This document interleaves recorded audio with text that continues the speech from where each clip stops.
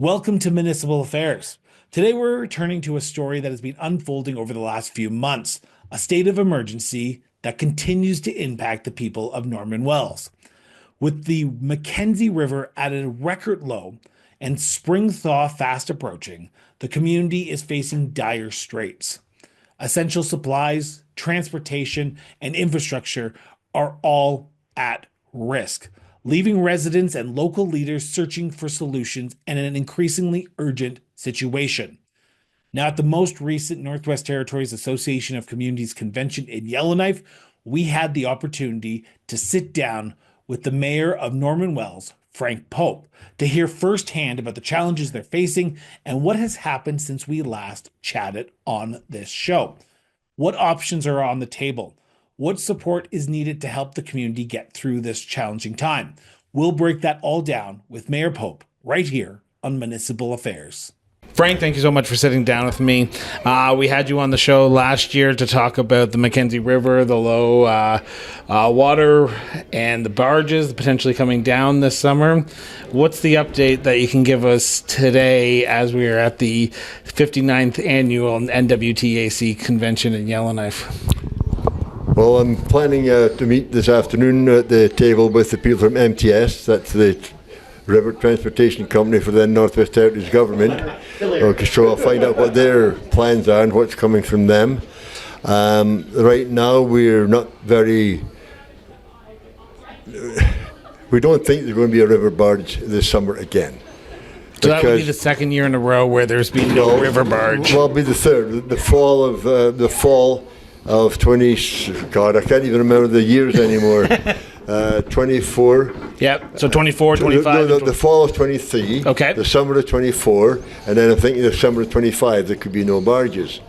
And the biggest commodity that the barges bring into Norman Wells is gasoline, heating fuel, and aircraft turbo for the aircraft that were up there. And last fall, because they couldn't get everything supplied, they were flying diesel to heat your homes in a Boeing 737 jet aircraft. What had been about $2 a litre for heating fuel, which is high, but that's what we were used to paying, became in over $5 after it was flown in. NWT government did come up with some subsidies and some ways to help that, and that was very, very helpful, and we've got the cost down again. The winter roads bringing fuel in now. I'm concerned that it will not all get in. The temperatures, I'm looking at the 14-day forecast, and it could warm up, and it could be bad for a winter road to get everything in.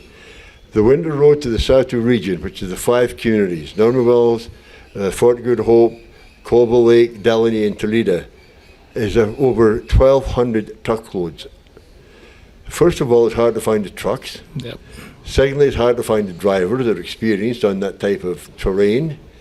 And I'm finding already drivers are saying, I'm beating the crap out of my vehicle, I'm just not going to haul any more stuff up here. The roads have deteriorated that quickly because of the amount of traffic on it. People who go out normally with their own vehicle, the pickup truck, and buy the resupplies in Edmonton or wherever, they're saying that the road is bad. And I had a girl just came in yesterday from Toledo. Said I came in, they said I took my truck straight to the garage here to have the shocks checked. I'm not sure how bad a job I did on my truck. And I took my time. So that's just regular. So think of all these guys with the £100,000 loads coming in, what their vehicles are taking. So I'm just not sure if we're going to get that winter road to last till the end of March is what we need. Well, even yesterday, prior to the recording of this, you said that there was, because of the weather patterns that we're seeing, the warmer weather, it could potentially close that road off even sooner than March. What would that mean to Norman Wells if a community did not get access through the barge or through the ice roads? You're going to be hurting even worse, aren't you? We're going to go back to flying in. Whatever we're short, we'll have to fly in. And that includes, it could be, I'm hoping all the grocery trucks come in.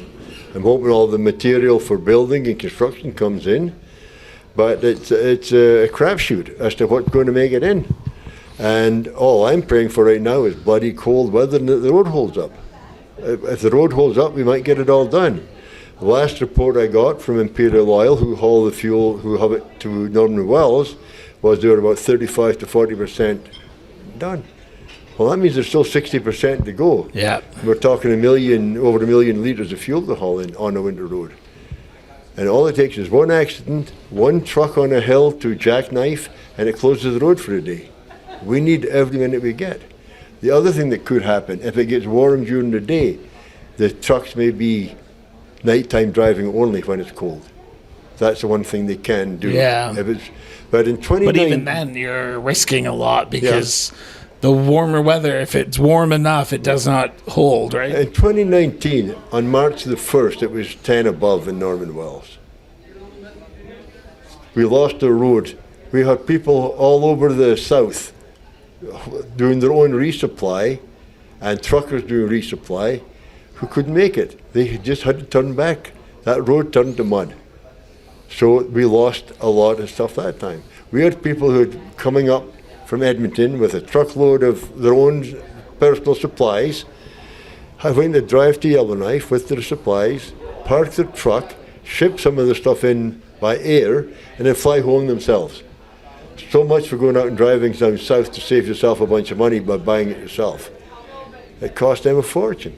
Then they had to fly back out and get their trucks, drive them to the river and put them on a barge to get them shipped home again. I mean, it's just, I don't think people in the south realize just what we go through up here, how tough it is. And so I know you've had the pleasure of speaking with some ministers over the last few days while you're here in Yellowknife. What are they saying to you? Can you tell me on the record what they're telling you? Well, we used, for the second time, we tried to put a resolution into the Legislative Assembly of Northwest Territories to take our state of emergency for humanitarian reasons and send it to Ottawa. Ottawa's got deep pockets. NWT government does not. But they didn't do it the first time. But this time it was voted on yesterday in the House. Our MLA managed to get it pushed through, so that's a start. But our timing is crap. We don't have a government in Ottawa to go to. I mean, what do you do next? But the NWT government got 120 days to respond. And that's 4 months to respond to what we had passed in the House yesterday.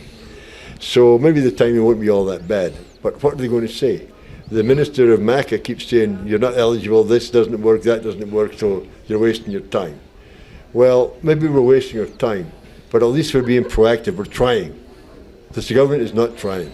They did put money on the table to help with, they put 150 grand in the food bank. That was well thought out and very well utilized. We thank them for that. Is that 150,000 that they promised already? Because I know last summer during the wildfire evacuations, your food banks were utilized not just only by the residents of Norman Wells, but also of Fort Good Hope, because they were being but they were being evacuated into Norman Wells. That's correct. So was that 150,000 for that, or was it 150,000? No, this came later on after we started pushing them. They put some money in for the businesses because of the cost of fly-in materials. Yeah. That was utilised by about 4 businesses in our community. Not many people bought in on it. But then I had a meeting with a couple of ministers in Ottawa, actually. NWT minister, we met in Ottawa, and I told them, what are you going to do for the poor people, the people that can't afford stuff? They didn't have a plan. I said, well, why don't you contribute to our food bank? We will make sure everybody eats well. So then it got so popular, we've now had to take our food bank and put rules and regulations on our food bank, because people who had 150,000 a year were still coming to the food bank looking for a handout. It was there for people that needed it. And so we've got rules and regulations in place. We didn't think we were going to need to, but now we did have to. And but that was a big help. But my big fear is, what if? What if the road craps out? What if there's no barges this summer? What if we don't get all the fuel in? What if we don't get all the groceries in because the road doesn't complete its job? Back to the same old thing, fly it all in. Who pays? The consumer pays. There's another situation from last year. During the evacuation, our grocery stores use their food to help us to feed people from out of town. So they emptied their shelves. They went and had to restock. To restock, they had to fly it in. Yep. Initially, it came in on the winter road. It was all in the store at a decent price. So then they had to resupply and bring it in by air to restock. We thought GNWT were going to support them and give them some support for these extra costs. All of a sudden here yesterday or the last couple of days, they're not getting that money reimbursed to them now. So, same thing as COVID. They said, oh no, you keep all your receipts. All the money you spend over COVID, we'll reimburse it. So the town of Normal was out $250,000. They never did reimburse that either. So people wonder why we're so angry at Northwest Territories government. It's all lip service, band-aids, and reaction. We're trying to chase them down for the last few years to sit at the table, work with us, and be proactive. Now, on top of our cost of living, we could lose a company that's been in our town for over 100 years, Imperial Oil. They work on the Normal oil field, which is owned by the federal government. So why are the federal government not at the table working with us should Imperial Oil leave because they don't get the licenses in place and they don't get the repair job to one of the damaged pipelines? Nobody's coming down and say what happens. That we lose 67% of our taxable benefit if we lose Imperial Oil and Enbridge pipelines. I know when we So if we lose them, we're in, what do? We go back to being Hamlet status, then go hat in hand to the NWT government again? Bullshit. We've got to find a way to overcome this too. I know that a few years, not in November, but when we first chatted in June, right after the FCM convention in Calgary, you talked about the carbon tax being a major indicator for what's the challenges that are going on in your community.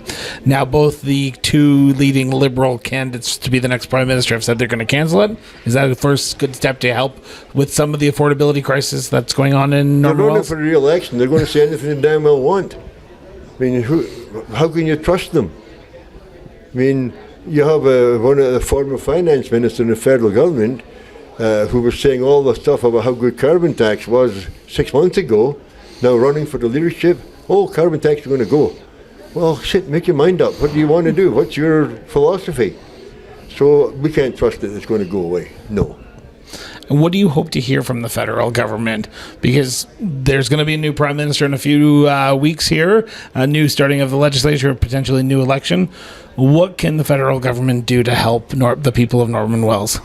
Well, one of the things we got to think about, as I told you, since 1944, they've owned the oil field. Yeah. The surface is subsurface of the oil field. They have taken out, in my estimation, about $3 billion in profit from our oil field. Imperial Oil run it. They don't own it. They operate it. They've taken out, in my estimation, maybe $2-3 billion in royalties from Norman's oil field. So let's say they've taken out $5, $6, $7 billion. Geez, give us $100 back, please.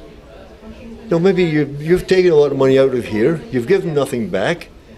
So maybe it's time that, because you're part of the town, you own the oil field in our town, come and sit and talk with us, and let's come up with a proactive plan moving forward. A plan if Norman Wells is able to keep Imperial Oil working, or B, if Imperial Oil leaves town.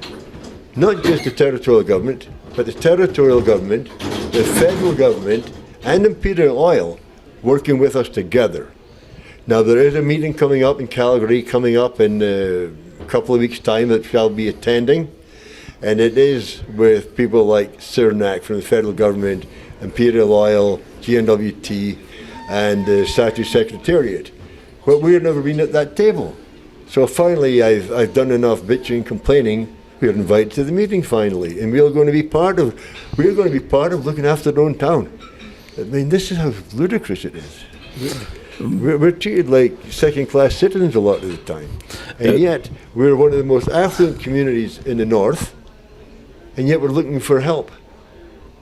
I mean, we still have people, elders, pensioners, and it's still, do we heat or eat? Do I heat my home or I eat this week? You know, that's how bad it is. We have people with mortgages leaving town and saying to the bank, shove it, we don't want it, it's yours. Wow. And nobody's going to buy them because nobody can afford to buy a house right now. On the last note, we talk about what the federal government can do. What can the territorial government do? What's the one thing that, if there was a magic wand that you could wave tomorrow, that the territorial government could help the people of Norman Wells? What would that be? Well, I think it's much more than what can they do for Norman Wells. What can they do for the Northwest Territories? Yeah. I mean, I look at the folks up in the Beaufort Sea communities, Banks Island, Urlahuktuk, Tuktoyaktuk. They're also in trouble. They're also finding it. I was just talking to the commissioner who lives in Inuvik. He says some of the elders are leaving in Inuvik. They can't afford to live there anymore. So it's just not Norman Wells. We're a catalyst trying to drive that we got to work together. We got to fight for our communities, but we got to do it collectively, and we got to go after the NWT government to become part of a team working with us, and not always saying, oh, policy says we can't do that, or oh, no, regulations say we can't do this. Well, change the damn policies if that's what the problem is. But work with us. Don't be condescending to us. Don't say it can't be done. Say, let's find a way that it can be done. That's what we're looking for from all levels of government. But it's not us. We're the ones making the noise. I'm the one out there going on the media, such as this, to spread the word. But I'm hoping other communities hear what I'm saying, and they now get up and say, we got to be proactive too. We got to be advocacies for our own community. That's what I'm hoping. What I'm doing and what my community are doing will rub off on other communities to work together and to become more aggressive, and don't sit back and wait for it to happen for you. Mayor Pope, I think this is probably, again, one of the many conversations you and I will be having about this. I do hope that barge does come through this year. I know you're a little bit less optimistic than I am right now because you're living it, but I do hope it comes through. So thank you so much for sitting down with me. Let me just tell you, I know you're a rap, but here's the story. You tell whatever you want. Our water comes from BC. Yep. The Peace River is dammed. The Athabasca River, if it's got water, if it comes up and hits Lake Athabasca, the Lake Athabasca is very low on water, so it's got to fill up. Then it goes up the Slave River to Great Slave Lake. Great Slave Lake is 2 meters down from normal levels. It's got to fill up before it can hit the Mackenzie River and fill the river with the water we need. So it's not just, oh, we got water, the barges are going to run. But that water is going to come from someplace, and it's going to be in terrific volume to really meet our needs. Well, I hope, because with everything going on in the world right now, with what's going on down south, with the potential of buying of water from Canada to the United States, I think water is a precious commodity, and hopefully the water levels do go up, but I highly suspect they will. Well, here's my other thing, Trump. Yep. Trump. Back in the 80s, oh God, I'm not sure how far back, Barry Goldwater was running for president of the United States of 64, America. I went back and looked. And he was confident if he was president, he's going to Canada and going to get water down to Arizona or wherever the hell else. Trump, I've heard in one of his speeches, water, the need for water. So maybe that's why he wants to take over Canada, so we can get our water, our oil, our resources. I'm really worried for Canada right now, more so than NWT. We got to put this guy to rest pretty quick. But like you said, we don't have a government in Ottawa right now, so we're paddling upstream without a paddle. If I'm polite, we're shit out of luck right now. Mayor Pope, I think that's the best way to end an interview. Always appreciate it. My pleasure. Thanks for taking time to talk to me. Also in attendance was MLA for Sawtoo, Daniel McNeely. We sat down with MLA McNeely about the challenges he is seeing in his constituency and how he is raising the issue in the Northwest Territories legislature, including with a most recent state of emergency bill for the town of Norman Wells. MLA, thank you so much for sitting down with me and doing this interview. I've had the pleasure of speaking to one of your mayor constituents, Frank Pope of Norman Wells, about the ongoing challenges that his community is facing with the barge along the Mackenzie River. What are you doing at the territorial level to help the people of Norman Wells advance this issue and ensure that they get adequate supplies to their community this year if the Mackenzie River doesn't have enough water for barges to go down? Good question. I like that question here, Chris. For the simple fact that it brings a lot of first-hand experience, information to the current situation that's going on. It's really a terrible catastrophe situation that we're experiencing in Norman Wells. If we look back, the repercussions to not having sufficient water there for marine barging resupply, if you look at the payload, it's much cheaper to haul fuel inside the barge as well as deck freight. So the economy of scale there is there to support affordable retail prices that we can afford. So that's out of the equation. So what we have had last summer was fly in.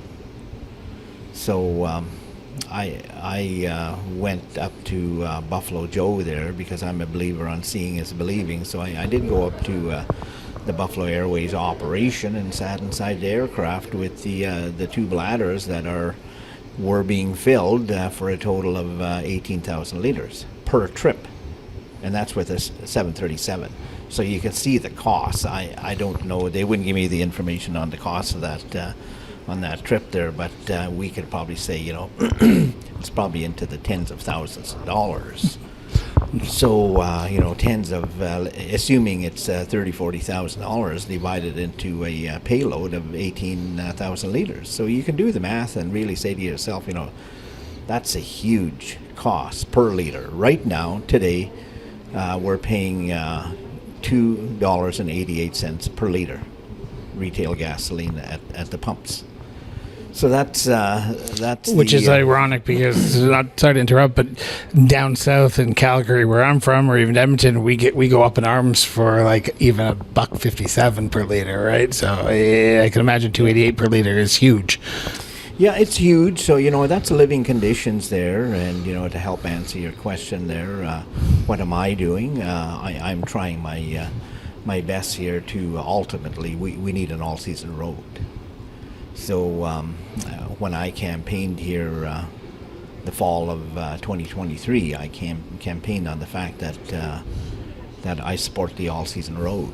And this is my second term, Chris. My first term was between 2015 to 2019, and I was successful in supporting the acquisition of $140 million from both governments to support the all-season road. So it did have some advances. So the equity position, and I'm telling everybody, the equity position of the original $700 million application for that project, and that original application was submitted in 2015. So that's 9 years ago, or 10 years ago. So, you can say, you've been working on this for a long time. And it literally took the question right out of my hands there. Is 10 years, we're still not fixing the issue. Yeah, but I see light at the end of the tunnel, and I'm really inspired by that light at the end of the tunnel. I just wish I can share with you the details of funding that we're having discussions. So at the end of the day, the tourism potential of unlocking and bringing affordable access to the Sahtu is huge. Like the Sahtu region is twice the size of the three maritime provinces. This area is in the central Mackenzie and the only community with two mountains on either side. Beautiful, majestic area. Tourism potential is just unbelievable. And what I'd like to also say is that the Sahtu region covers 283,500 square kilometers. And the three maritime provinces collectively is 133,000. So you can see. You can see that it is a beautiful location. I've seen photos from what Mayor Pope has sent me, and the Satu region of the Northwest Territories is beautiful, understandable. But earlier this week, from what Mayor Pope has told me, there was a motion brought forward by you about declaring helping out with the local state of emergency in the Norman Wells around this issue. Is that enough to address the, as Mayor Pope would say, crisis that is going on in his community of not being able to get supplies and potential challenges that will succumb to it? Well, I'm going to say, Chris, it's a start to open up additional resource doors. If you declare a state of emergency, you say, okay, well, what happens next? Then what? Well, we have given direction to the government, which is the Premier and Cabinet, to accept this declaration. And once they accept the declaration, they can go down to Ottawa and open up those doors with that statutory declaration. For example, I know they had discussions here underneath the Disaster Assistance Fund, so that's one federal program that they can apply for. But for me, in order to be successful, there's things that you got to do in your campaign plan and be there in person. I would love to have the authority and the mandate to go to Ottawa and say, right here, I want to set up meetings with the appropriate federal ministers and convince them that, this is a drastic situation, and what we need now is an interim solution until we can ultimately get the all-season road built. What would it take to get that all-season road built? Because this is not in 2015, 2019, 15 when it was first brought up 10 years ago. It wasn't the first time. We've been talking about this since Brian Mulroney's was Prime Minister. What's going to ultimately take? Is it just political will to build that road? Because it seems like a large road for a few people, but we need it, right? Yeah, you're correct in saying that, and it's really the political will and convincing the appropriate people for that political will. And my plan is to say, okay, let's look at the returns. Yeah. You're talking about public funds, and I like to use the acronym of TPR, taxpayers' return. Yep. So in order to demonstrate it's a good investment, I would like to say that we look at the revenues that would go back during the construction and after the construction. You got to keep in mind that each and every project pays corporate taxes and fuel tax and payroll taxes and so on. So there's an initial revenue through taxes by the project if it starts. So that should be looked at. And it's been said it's going to cost either 1 billion or 1.4 billion. So you can say 1/3 of that's going to go back to the government in some form of tax or another. So it's not 100% total cost. Don't let that number scare you. Yeah. So on the philosophy of TPR, it's a good investment. It'll give destination opportunities while giving the local people affordable options. Then I can say, okay, people, rent a U-Haul trailer and go down to the appropriate stores and bulk purchase your household staples. Right now, we don't have that option. What can municipalities do in the short term? Because we are coming up to the thaw season, and that means the ice road is going to be gone, and that means that travel to and from Norman Wells is going to be challenging, to say the least. What can municipalities do? What can the territorial government do in the short term until we come to a solution to help the people of the Satu region, the people of Norman Wells, to get the goods that they need to them? Well, I'm going to ask the political question on the political show. Sorry. I like to say I'm one step ahead of you, Chris. I love it. As you recall, I introduced you to Food Bank Canada. We had a Food Bank Canada information session in this very conference room here back in the beginning of December. So simply what we want to do is bring affordable food security to the Satu while the construction is going on. So if that is set up, that would be an immediate benefit to the residents, and we can say, wow, like we're having affordable groceries while the construction is going on. So this is our interim complementary solution for the project, the residents, and the community in general. So I want to flip the switch a little bit to go away from what we were just talking about and talk about the NWTAC. You're here. You're speaking with mayors, councillors from your region, from across the Northwest Territories. What are you hearing? I'm really not. How should I say it, Chris? I'm not at that point yet.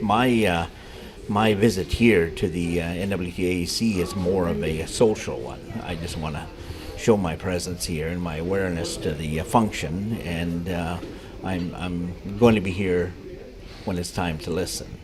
I suspect they might have resolutions this afternoon, so I look forward to working with the Sawtooth leaders on any resolutions that they bring forward. Awesome. Before I let you go, what do you want to tell the people who are listening about what's going on in your constituency that we haven't talked about yet? Well, I'm going to say, Google the information, Google the status of the Sawtooth. It's terrible, to give you the measurement of terrible. When we had the fly-in fuel, home heating oil to put in your house was over $5 a liter.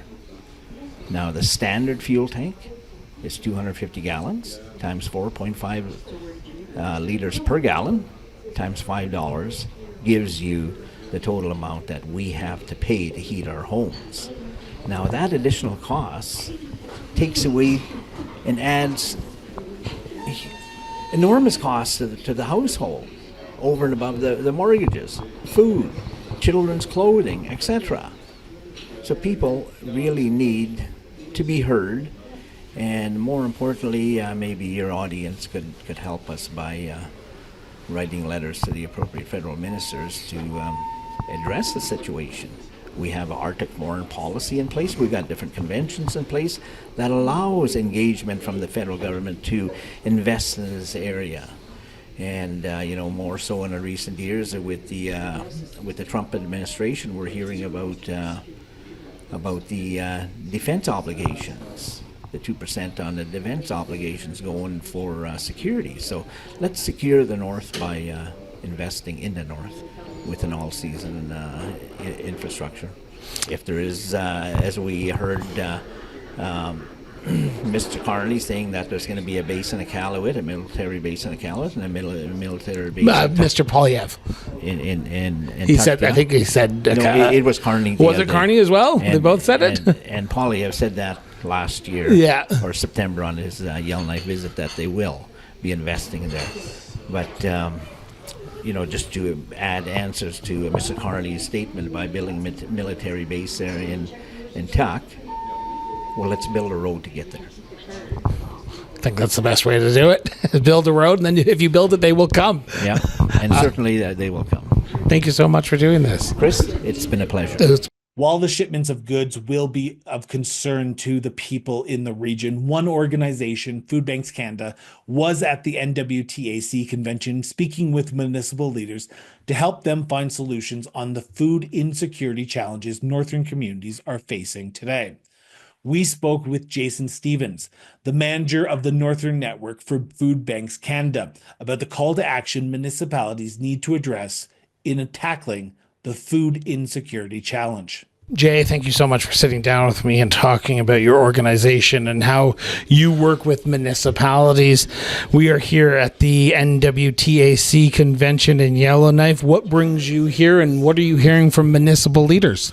Thanks for having me on the interview here today, Chris. It's a pleasure being part of the association gathering as well. But for myself, part of the Food Banks Canada network is collaborating and networking with our communities in the north to develop food security programs which are community-led. Food security seems to be a hot topic in these discussions that I'm hearing from the people of Norman Wells, who are concerned that they may not get food this year because of the Mackenzie River, to other communities throughout the territory. How does Food Bank Canada work with municipalities to address the food security issues in the Northwest Territories? One of the big key factors that we're hoping to achieve working and connecting with our communities in the North, Chris, is building relationships, community support, as well as involving the nations with the discussions and townships through the full support of community-led food security initiatives. What does that mean? So when we look at community-led food security initiatives, we look at what programs are currently bringing food on the tables of our community members at that moment. And we want to look to improve the accessibility of food, country food in our communities' homes. So what is the municipality's role in addressing the food security issue? Is it just working with organizations like Food Banks Canada to come to what the solutions are already, or how do municipalities play a role in addressing the food security along with Food Banks Canada? For that, Chris, one of the big factors is continuing to collaborate with external stakeholders or funders to provide food support, security initiatives in our townships and nations, connecting with communities in the North with food security, as well as programs as well that are designed around country food programs is a big demand from our communities now in the recent days. Now, you may not know this off the top of your head, but I'm going to ask it anyway and see if you do. What causes food security in the Northwest Territories? What's the leading cause of food security issues in the territory right now? One of the biggest components of food security issues is capacity, logistics, and availability of fresh food in our community kitchens, community households. Is there a simple solution? That's a good question there, Chris, with that. I don't know, it's not a laughing matter, but it's a question that I think a lot of municipal leaders at this conference are saying, what's the solution to address this? One of the main solutions, or the solutions that we look for, is everyone has a voice in the discussion of food security in the region. So providing a solution, I guess you could say, Chris, that's not a one-statement answer or one-angle answer to provide that solution. Okay. How does your organization operate in the Northwest? Because you're one man. Are you a team of one, or is there many people who help out? Because I can imagine the issues up in Tuktoyaktuk are, while similar, maybe different than what's in Hay Rivers or Fort Smith or here in Yellowknife. Exactly, Chris. Well, for us, Food Banks Canada is a fully remote organization. So along with myself and two other team members, we make up the northern program for Food Banks Canada. So that takes our program into all 10 provinces, all our territories within the 50th parallel. So I work with communities right from Kugluktuk to Ulahuktuk to Iqaluit to Tuktuk, and everywhere between the 50th parallel, we make it an initiative to connect with our communities. And what are you hearing from them? The same. Because you're here and you've probably chatted with more mayors and councillors than I have. What are you hearing? Some of the issue that we're coming with, Chris, is you're correct on that, where the message is the same in the communities, where the communities are ready for that support. They have programs and projects that are in line with food security initiatives, so what they need is that outlet or that external resource to bring the project to reality. So when you talk about reality of food security programs, some communities may just want to look at a community garden. Some want to do traditional hunting, harvesting programs. Some communities want a traditional food bank setup where you're getting hampers on a scheduled basis. And some communities want to be able to encompass all those activities within the food security spectrum. I'm going to ask the very stupid question. Is there a number that comes with this? Does it cost money? Because you talk about the staples that are already set up, food hampers or wanting a food hamper. There is a financial obligation that comes with that. Do municipalities need to upfront the cost, or do you work with stakeholders, businesses in the community to ensure that people get access? Because maybe that could be one of the reasons why they don't have the proper tools to set up these programs, right? Well, that's exactly it, Chris. That's strengthening the relationships with our communities, even intercollaboration with our communities, so they're not reinventing the wheel with food security initiatives. So, with that being said, there is a cost for food security, but with Food Banks Canada, we allocate grants to help support food security initiatives in the community. But we look at that community-led focus with our grants to ensure success in the community. What's the biggest challenge that you see as an organization when you look at the municipal issues and what they're faced with? Because they're coming to you with their concerns, their challenges, what they need. What do you see? Because there's always that blind spot that municipalities may have because it's hard to look internally. You go in, you look, what are you seeing in the municipalities? That's a good question, Chris, and that plays upon each of the regions have their own unique needs, their own unique models of what they see food security is through their lens. So collaborating with the municipalities, the townships, the nations, and NWT, we want to look for that relationship that encompasses all communities, all nations, collaborating together for food security initiatives. Do you think we can get it solved? Absolutely. Canadians are resilient, especially in the north. And yes, they are.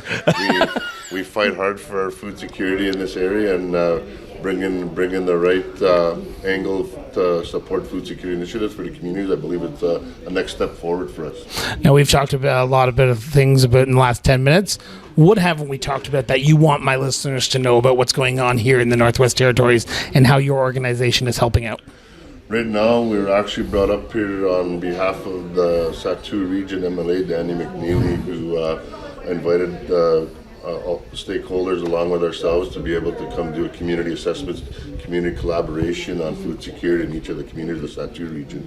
So with that outreach, we're looking to collaborate and work more with other communities in the region.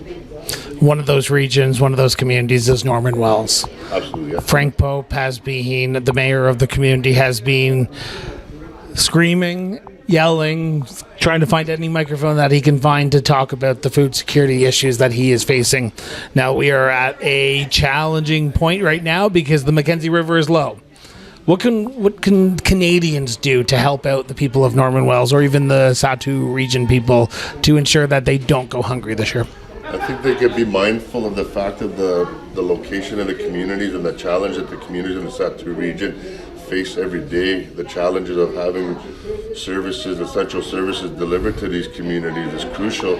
So when you encompass food security in the Satu region, that just adds another tick on the docket for allocating more resources to it. Jay, I want to thank you so much for doing this. Before I let you go, how can people find out more about Food Banks Canada, learn more about you, learn more about the organization, or help out in any way that they can? Oh, it's been a pleasure and an honor to be here today, Chris. Thank you for connecting me to have the interview. To have more information about Food Banks Canada, you can go to our website, foodbankscanada.ca. And the link will be in the show notes below. If you're watching this on TV, please be sure to go to crossborderinterviews.ca and you can check out that link. So it will be in the show notes if you're watching this on YouTube. If you're listening to this audio, go to the show notes. If you're watching this on TV, head over to foodbankscanada.ca or head over to Cross-Border Interviews. The links will be there. Thank you so much, Jay. Thank you so much. Thank you so much for tuning in for another episode of Municipal Affairs. Now, we hope you've enjoyed today's conversation and gained some valuable insights into the world of Northwest Territories municipal politics. To stay in the loop with all of our latest episodes, be sure to hit that subscribe button on your favorite podcast platform or here on YouTube if you're watching us, and leave us a review if possible. It helps us get the word out. And to learn more about the people and the communities that we feature on this show and our other shows, the Political Trenches Local Government at Work or the Cross-Border Interviews, head over to the Cross-Border Interviews website today at crossborderinterviews.ca. Also, if you can, share this episode with your friends, your family, and even your community and help get the word out for us. Your support means the world to us. Until next time, stay informed, stay engaged, and we'll be back with a brand new episode of Municipal Affairs shortly. Till then, everyone.